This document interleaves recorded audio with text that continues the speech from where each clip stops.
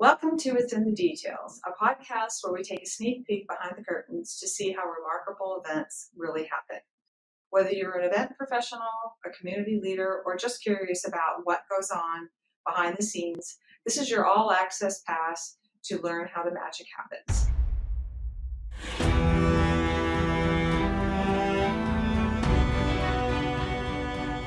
Well, good afternoon, everybody. We have Thomas Wright with us today, and Thomas has a wealth of experience in doing events and producing them both here at the expo and other locations, and a very diverse background. So I'm not going to waste any time. I'm going to welcome Thomas to the show, and I'm going to start off with tell us a little bit about yourself. I'm Thomas Wright. I live in White House, Tennessee. I've been in dogs, and the event that I do, um, I guess, promote is dog showing. I've been in it since I was 50 years old, and I'm only 27, but I mean, So you worked backwards. that's right, work backwards. Um, I have Basenji's, which is the Barkless dog, and they're a hound. I'm the president of TriStar Kennel Club and also the Harvest Cluster chairperson. And what they entail is putting together 5 days of successful dog shows. Well, and that's no small task. No, it's not, and we are very blessed to be here in the Farm Bureau Expo Center and also Wilson County Fairgrounds. We have so many compliments. I think we've been here 8 years, if I'm That's about right. Yeah. and we have helped probably 30 nationals, and what that is when one breed decides that this will be the ideal location for where they can come and host their national, and that entails also judging seminars, probably other types of performance events, which we'll discuss here in a few moments. But you got to have an ideal situation and a beautiful location. And I went out in the beginning and sold it to the Neapolitan Mastiffs and the Poolies, and they were our first two that were here. And And you said poolies. Poolies, Okay, I'm gonna ask, what's a poolie? it looks like somebody that has never combed their hair running around. It's also cords. They're a herding dog. They're very Okay, pretty, okay. very time consuming.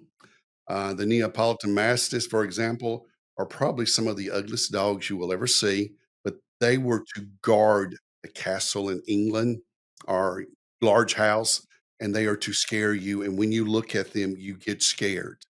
I Yeah. mean, They are big. I have seen those. big heads, big mouths, and they do not move fast. They're to scare you. So um, we were very fortunate for that.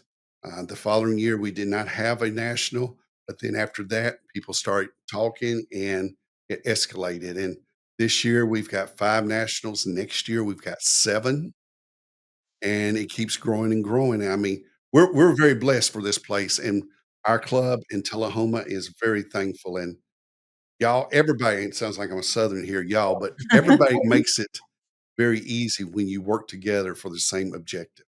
I agree. I agree, and we love having you here. Like, I've told you before, your show is like the gold standard, and I have used your standards when talking to other shows, and it's kind of funny because when you kind of lay out or communicate um, the expectations, which you have to, so to make sure everybody's on the same page, that they're no longer interested because evidently those details are more than they want, or at least, or maybe they found another location. I don't know, but it's very interesting that when you lay that out, I've not had another dog show since I started doing that. So I think that that's interesting when you look at that in the big picture of things.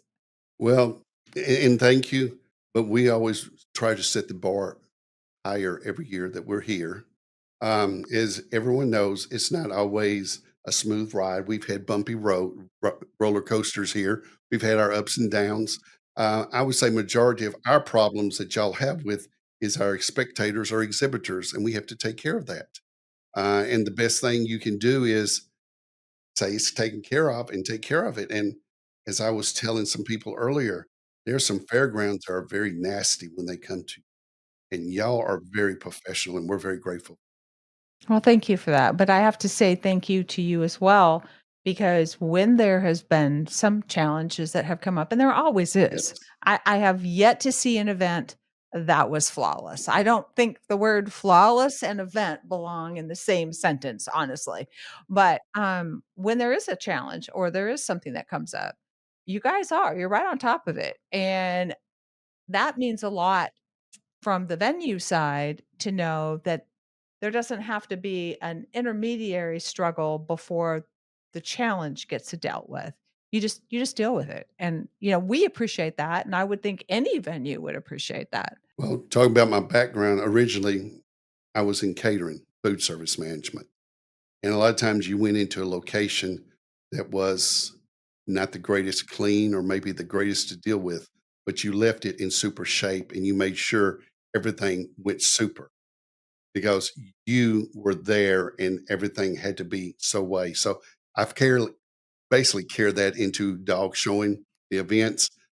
We go in to make sure it's as good of a place when we leave it as we come in. And we also want to deal with situations. And as you know, we don't have a lot of chiefs. We narrowed it down to maybe one or two people that you deal with. And a lot of times events have multiple people that you got to deal with. And then, is it Bob here? Or is it Sandra here? Or is it Maggie? I mean, and we have it narrowed down to who you deal with. And that helps a lot too. Well, that's an excellent point because I know from the venue side, we prefer to have one, maybe two people that we go to, just because again, it's taking that addressing a challenge and making it simple so that you know who to talk to and then it'll get taken care of. And if they need to tell somebody else to do something, they've got the infrastructure on the event side. We have the infrastructure on the venue side. So yeah, that makes perfect sense. And it's very helpful all the way around for everybody, I believe. And to your point, leaving things better than you found it and always making sure that things were taken care of, that's not always the case. Not everybody does that. It's interesting to me why to me that's a normal thing. I was raised that way and I've always conducted business that way, but that's not always the case. Well, I mean, and there's going to be times that things happen, you forget to clean something up, and that has happened here before. And when you're talking to someone if they're telling you the truth or if they're lying by how they True that. reaction. You can say, "Tom, did you forget?" And I'm also say, "You forget the X pins back there. There was still a bucket. Did you realize that?" No, I thought oh yeah, I knew it was back there. Well, I'm sorry. It's how they react. And yes, we do make mistakes, but we try. And your people here always loves the way that we leave stuff because Yes, we do. I'm serious. And they even get out there and say, "You don't have to do this, you don't have to do that." But we do. No, you don't. And I mean, that's good. That's great. That's a good partnership. And I think that's a big word here. We have a great partnership. Last year I told you that some of the guys I sent up to take care of bills, and things, they thought I get along with Gail so well. Gail and I get along. You remember me telling you about that? I do. I You had do. all these guys that thought you were their best friend, and they would come back and say, "Well, if you can't go up there, I'll go up there and talk to her." I'm like, "Gosh, I'm not even needed anymore." But that's a sign of a good leader, though. Yes. When you get to the point that other people can handle details for you, that's a sign of a good leader. It really is because they've learned, they understand, they're supporting you. You've created a good team and you've created a great team. And I have appreciated, and I know the entire team does here, that we've appreciated the compliments that come from that team. Because I mean, when people are respectful and kind, um, what's not to like, right? I mean, we all want to be treated with respect. Well, this past year, there was some things that you sent that we need to make sure didn't happen again, okay? Right. But what was the response from everybody? Everybody wanted to make sure you was not upset with us, if you remember. I do. And I mean, you I got you do. got multiple. It was funny, okay? It's not funny, but I mean, it is funny because we care about our success. and we don't want to make anybody upset. I mean, if we made a mistake, we'll take care of it. And every one of them sent to you, we'll take care of it. You're not upset. And you sent back, no, I'm just pointing out things that y'all need to consider next year. Right. And but that's your job, and it's also our job to make sure it doesn't happen. Well, so I think if you are looking, this is just my opinion. You tell me what your thoughts are. I think that when it comes to events, the concept of teamwork, communication, and mutual respect make all the difference in the world to the success of something. Yes. And y'all have an open door up here Absolutely. for us, okay? Always. I can come in during our event and say, I need to see Gail. And Gail, you're in there. Thomas, what do you need? Or if I need to see Zendel, if he's in his office, bam, I'm there. I don't have to wait. If I need something taken care of, it's done right there. And that means a lot. Or as you said, if I send somebody up, y'all already know who to deal with. And that if they come up, it's just like me coming up. And that's one thing everybody likes, the open door. Um, the partnership, the positive is what I wanna I think I would emphasize the positive. There's very little negative. So, question for you. One of the things, I mean, this is more of, I guess, for my edification, and we make sure that we have staff that's identifiable, that's available to you while you're in the building, whether that's Zendel or I here in the office, but there is always staff Yes. readily available for you. What does that mean to you as an event planner? When we come in and we come in 6 o'clock in the mornings, okay? Early, It's very early, before the rooster crows, right? before I'm here. And the one that opens the door usually checks with me on our water buckets. And what we have water buckets for is dogs urinate and they also poop, okay? Yep, they And we do. have bleach water and mops to clean them up. And they will ask me, how many do I need today? And do I need them at the same location last year or do I need them different? Well, I'm going to tell you the truth. I don't remember where we had them last year. Okay. And That's fair, that's fair. okay. And I doubt they do, but it's still nice. Okay. And I'll say we need at least 3 buckets. We need bleach. Can we check them about every 3 or 4 hours to make sure that they're not dirty? They will tell me that. Your ladies will come by and tell me we've changed the water out. We've gone through and taken the trash out. If somebody's doing something, they will even come and tell me. There is a very open positive. Just ran into one of them a few minutes ago here, and she said, "I'm looking forward to working with y'all again." And it's once again, it's funny because as she said, I enjoy working with your people. And you don't hear that a lot because being in catering, there's sometimes you rolled your eyes because you was going, somebody was coming in, Right. but they know we take care of it. And that means a lot.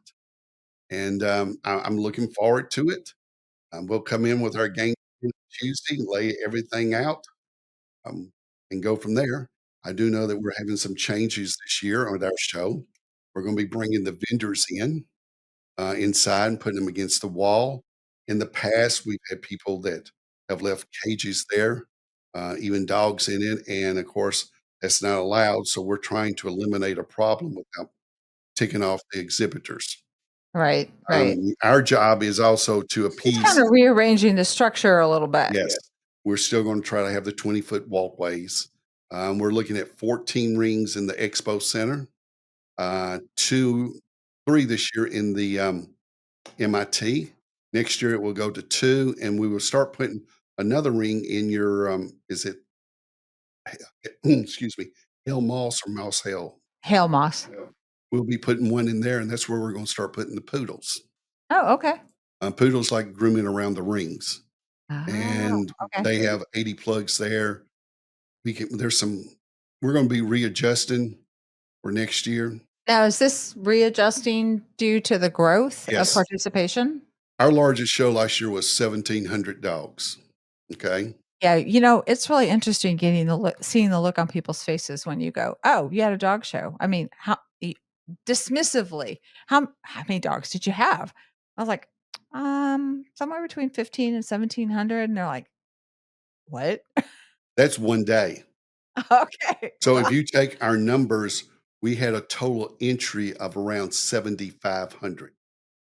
oh my goodness. I didn't realize that. So, and people don't realize we bring a lot of money into the economy. We bring a lot of money into dog show world. Our entries are $32 for a dog. So if you had 8,000 dogs, which we're hoping to get over the 5 days, you're looking at almost $250,000 just in dog show entries. That's phenomenal. And then I understand from your tourism department that there is a great spike in the business world when we come in. That's true. That's true. So let's talk about that a little Okay. bit. Um, so that's true. Okay, so you get that many dogs. Yes. I'm assuming some of the people, what's the official name with if you show a dog? You're an exhibitor. Exhibitor. Okay. So does an exhibitor typically have more than one dog that they show? Sometimes you also have handlers, but Okay. if we have 8,000 total entries, all right, you're going to be around 2,000, 2,500 people. Okay. So those people are either staying in an RV that they showed Yes, up in or they're staying in a hotel. correct. Okay. And then they're eating in the area. They're buying gas Yes. in the area and they're probably doing some shopping in the area. So yeah, that translates to tourism dollars for sure. And it helps everybody in the economy. Exactly And right. and I understand we're one of the larger ones that come in to the county, and that we do usually have over 200 motorhomes here. We'll probably have around 200, 250 this year. But I understand we take over almost all the hotels in the city.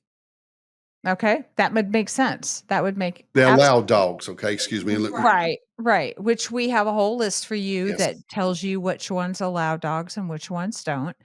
And of course, that changes a little bit depending if the hotel's changed ownership or whatever. But Or if they're empty and see everyone else full that yeah, weekend. and then all of a sudden they go, well, maybe.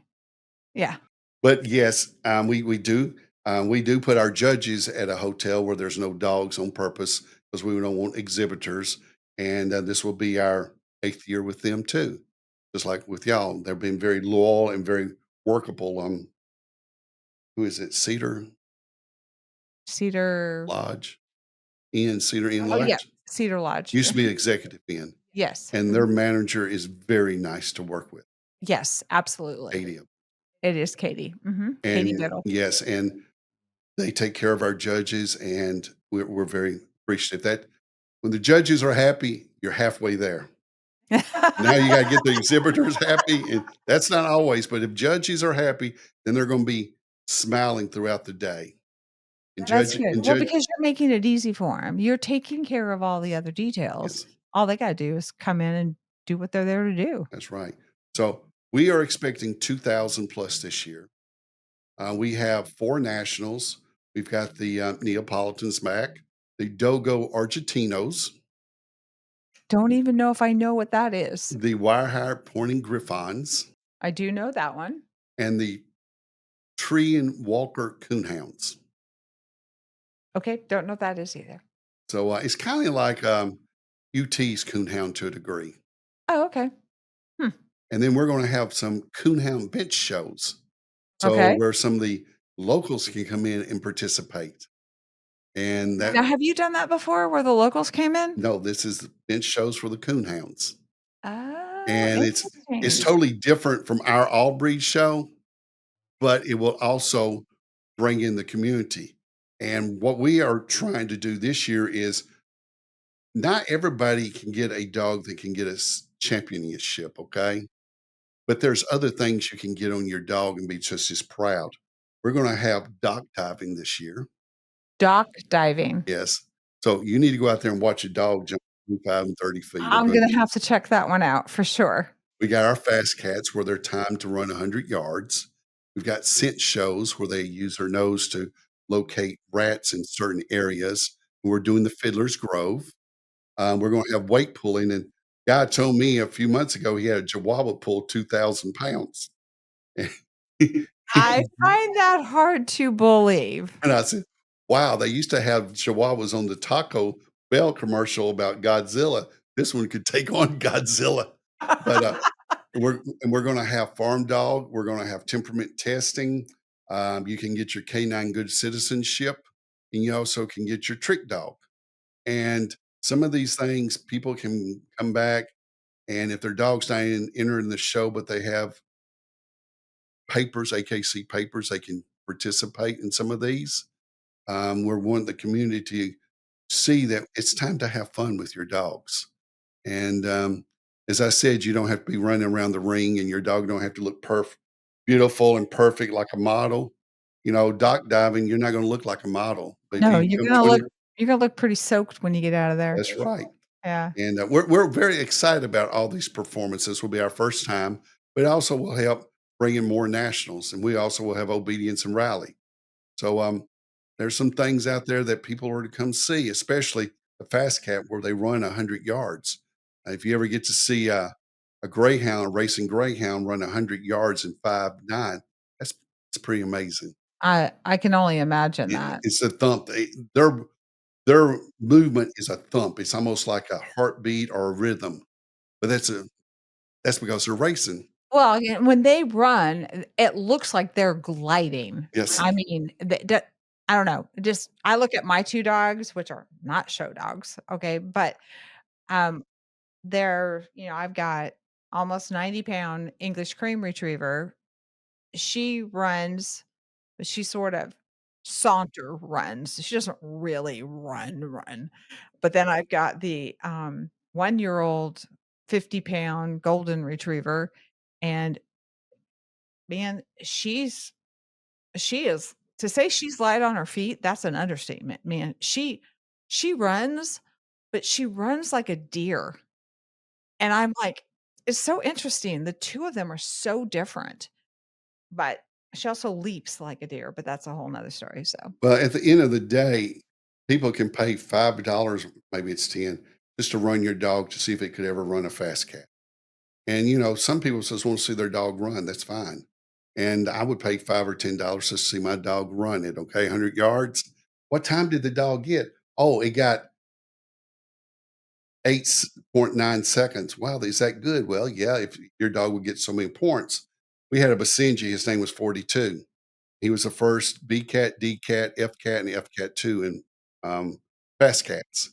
And he usually started running around 8.4 and finally got his time down to 7.8 as fastest.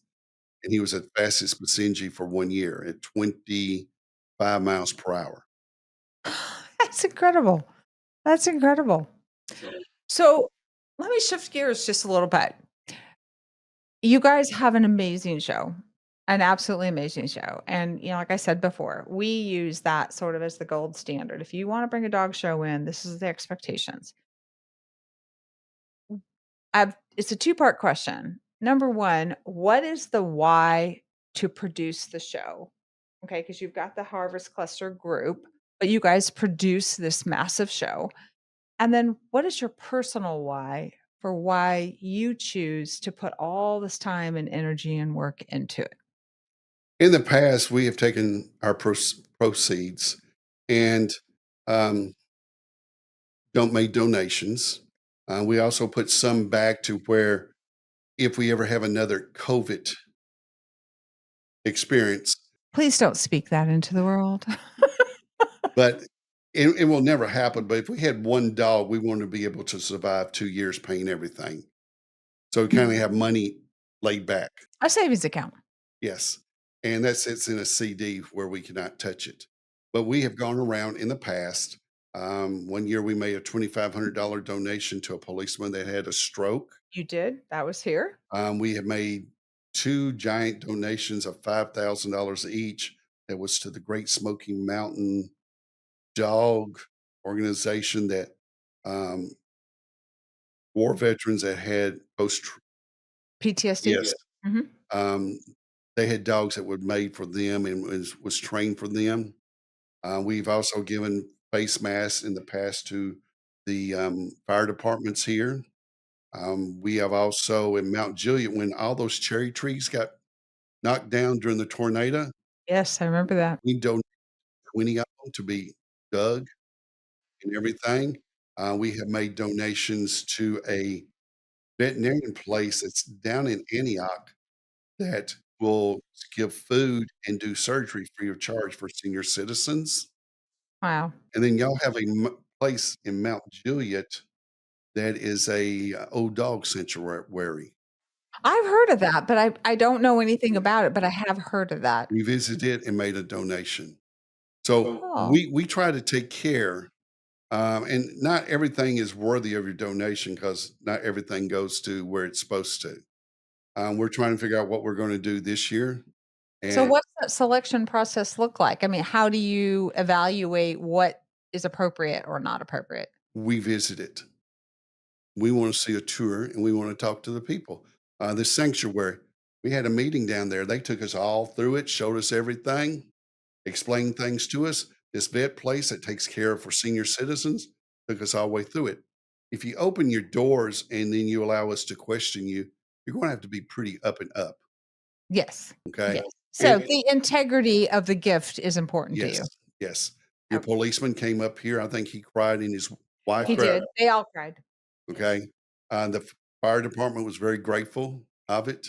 Mhm. So we're out here looking this year, and we want to make sure we stay within your community. Your community supports our massive show. So we also want to give back to the community. And that's going to open up doors like we might can go into Watertown a little bit or Mount Juliet. It's not just all right here in Lebanon because everybody benefits from us being here. Well, that's true because we are in Wilson County and our building belongs to everybody that lives in Wilson County. So I really appreciate that attentiveness to detail and consideration for the fact that whatever you give to, it benefits the county as a whole instead of just Lebanon. And if somebody is out there and sees this and they think they know a good cause, I don't mind them sending it for us to look into. I don't want to say investigate, but still, you want to check them out. Well, you have to do your due diligence and vet whoever for Yes, consideration. I mean, I think that's important. Um, what I see is, especially with social media, you know, everybody has a cause. yes, You know, I have things that are near and dear to my heart, as you well know, yes. and that's not necessarily a fit, but I would really respect and appreciate somebody taking the time to ask me about the details and giving me a chance to share about it and b a chance to maybe help them better understand and it's their responsibility as far as knowing who they're giving that money to because I'm assuming you communicate who you give that money to your participants as well so they know how you're giving back. And a lot of times we go into a place thinking that we're going to give $1. Okay. And I'm just using it as a number. And we get in there and everybody's impressed and they said, let's give $3. And I'm like, "Are you sure?" "Well, yeah, it might cut us a little short on this other end, but this is a very, very good cause." So sometimes the board is shocked at what they find out. Right. And I think that shows that we're very compassionate and we do have passion. And we can be shocked. Huh? There's it's good to be educated That's right. because you've got a whole whole 'nother role in your life of being a teacher. That's right. So, And you understand that probably more than most people do. and what do we gain now? Are you asking what do I gain from this being? From a personal perspective, why do you choose to be involved in it or to even facilitate it? We are now becoming known as one of the premier shows in the South. Not surprised. We are going up the ranks, and when we started here, we was a 600 dog show, barely, Okay. and we've come a long way. A long way. And we did not do it overnight. We have grown the correct way because when you grow, you don't want it for 1 year. You want it to grow next year, but you want to maintain what you got to go into next year. Well, that's important for any event, for sure. And we've done that. We were averaged around 12% growth every year for quite a while. Um, so we and we as our board, we get excited about our shows. We get We all have the same objective. We talked about the same focus. We're focused the same, what we want. We know that this isn't okay. I'm the president and I'm the cluster chair, but it's not the Thomas Wright show. Yet it's like a football team. Tom Brady's team wins the Super Bowl, but Tom Brady isn't the whole team. Correct. And wherever I go, I brag on the team. And they have made this a success. And it takes all of us working together. And yes, sometimes we have conflict on the board, but it's the passion. And there's nothing wrong with conflict because it makes you stronger. If Absolutely. it's done civil, I'm not saying get up and throw pots Oh, and pans, okay? But we're on Zoom meetings, so we don't have to throw pots and you don't pans. have to throw No, pots and no, pans? no. Okay. But And if you throw a tantrum, you just look silly in your own room. sometimes we all get hot. But as I tell everybody and I calm everybody down, it's our passion and we want to be the best. We've got Guy Fisher, the director of development, coming in this year, and also the new chief operating officer, Gordon Carville, I believe is his name, coming in because they've heard so much about this show. And who was the gentleman that was here last year that was That was from Guy Fisher. that was Guy Fisher, okay. He's Thought the coming. name sounded familiar. They use our show for a lot of other shows to look at on how to do things. And we're blessed by that. We're very blessed that people like what we're doing. So my personal thing is to always have a successful show. Everybody's happy. Everybody enjoys it. If you ever see me, I'm out walking around. You very seldom see me Yeah, sitting. you're hard to find. That's why you got my cell number, isn't it? But I mean, I want people happy, and how can we improve? Mhm. But I look at it as a business, and a lot of times people that run dog shows don't look at it as a business, and that's why it doesn't grow because they think it's a good old boys thing, and it's not. Everybody has a task. Um, we're looking at eventually bringing people in to help us park because next year we're anticipating 300 RVs. And so you're able to take that makes this location also a nice advantage for you because there are camping spots on the grounds. Yes, we have the availability of what 500 at least, Yes. maybe a little bit more. Depending on their needs, yeah. Yes, and they're also putting up your Christmas decorations too Yep, that we have to take in consideration. But I right. mean, we have around probably 500 we could use. I don't think we'll ever go over 300. Okay, but if we do, I'm in Las Vegas betting on some stuff. Okay, because that's going to be one large show. But AKC anticipates us to hit over 2,000 next year, possibly 2,500, and that's why they're coming out here. Um, they are wanting us to make a bid on the regional agility, obedience, and rally in the future, and we might have to take in the whole fairgrounds eventually one day when the availability opens up. And because as we grow, we take in more and more buildings. You have, you definitely have. I mean, I can go back through our contracts and I don't necessarily write the contract for the ag grounds piece of it, but you've taken more and more days for Yes, sure. yes, That has grown here. yes, And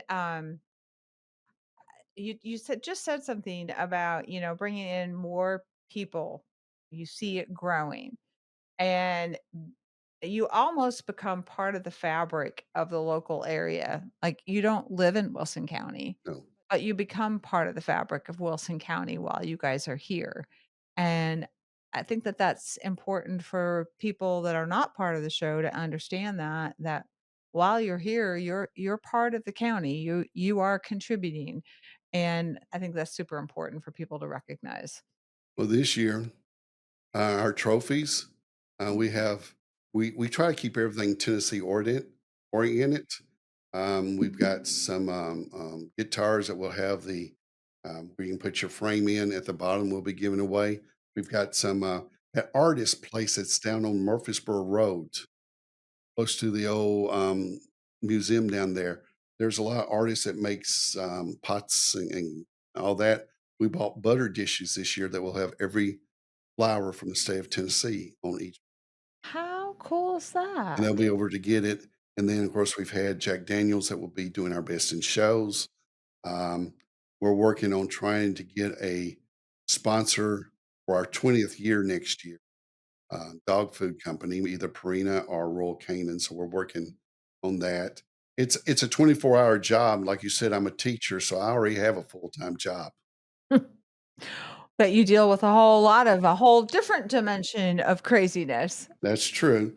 But no matter what you do, if you're in catering or if you're a teacher or running a show, you still have to teach people on how to do things and model on what the expectations are. I would hazard a guess, and you could tell me that I'm completely wrong, but I do think that your different experiences have fed into why you are successful with this show because there's standards and there's expectations that you've been able to translate that into the show per se. And if you do that, because going back to what we talked about initially, that teamwork and that communication and working together collaboratively for the greater good of whatever it is you're working on, that's it in a nutshell. You've got that respect, that collaboration, you're talking to each other and you're working together. And that's true in every experience that you have, correct?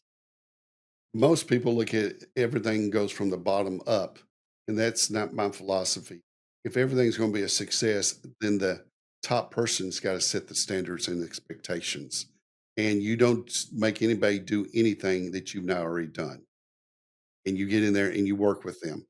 Um, we have to clean the poop up outside. Okay, let's be Yeah. honest. All right, Well, you you're you dealing with dogs. you come to me and say, Thomas, there's some poop out there. You need to take care of it. Okay, I'm out there doing it. Okay, um, and people, we do have a little pan and thing. I mean, I've got things that do it. But if I tell Tim, Tim, Mhm, I told Tim, can you out there and take care of it? Well, he's already seen me out there doing it.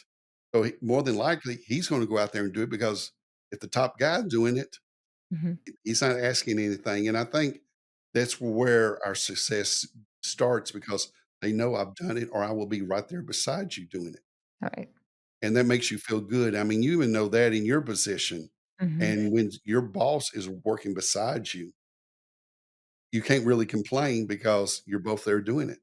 Right. Well, you it's also it's a great example for role modeling. It's a great way to show support because I truly believe that if you support the staff that you have, you're gonna get amazing results out of that, Yeah. and being able to step into their shoes. I have always had that philosophy that, I mean, I've had bigger staffs work for me and, I'm not afraid. I know when I was working in a medical clinic, we had a couple days where everybody got sick and I sat at the front desk and checked people in. It wasn't something I was supposed to do, but we had to have it done and there was nobody else to do it. So, that's what we did. So When you're at the top, you're basically the jack of all trades. you should be because Because you should have already experienced some of and that. if somebody's not doing it, you've got to step in and know how to do it just like that. Exactly. Exactly. And that's we have a lot of our club members that can step into any position because cross training. Right. And not everybody cross trains. Cross training is so important because you just never know what's going to happen. Life can throw you some serious curveballs for sure. I want to thank you for taking a few minutes to spend time with me. I really have appreciated it and I have enjoyed it because I don't get to sit down with you very often. And when we started this podcast, you were one of the first people that I thought of. It was like, I need to get him on there because I know he can articulate the whole premise of what it is I want to focus on. So thank you for taking the time. And I add one thing. Absolutely. The show is going to be from October the 8th through the 12th. Okay. You can get here around 8 o'clock in the morning to 6 o'clock at night and come to enjoy the day. We will have concessions here. Anybody that is got looks like a club member, and we'll try to have identification. Ask them questions. We want you to make sure you understand. Once again, it will be October the 8th through the 12th. Awesome. We're looking forward to it. I know we are looking forward to it. And I do hope that people come out and have a chance to see it because it's pretty phenomenal. to watch these dogs perform and carry out what's expected of them by their trainers. And I'm going to get out there this year and see what goes on in the back with the fast cat and stuff, because I've not seen that before. But thank you again. Check out the show and Farm Bureau Expo. And if you want additional details on it, they'll be at farmbureauexpo.com. So thank you so much.